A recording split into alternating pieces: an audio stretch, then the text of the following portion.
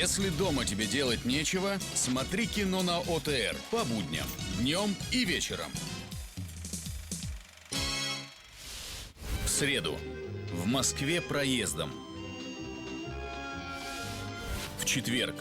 Горожане. В пятницу.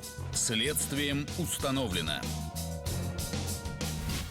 Кино по будням. С понедельника по пятницу. На общественном телевидении России.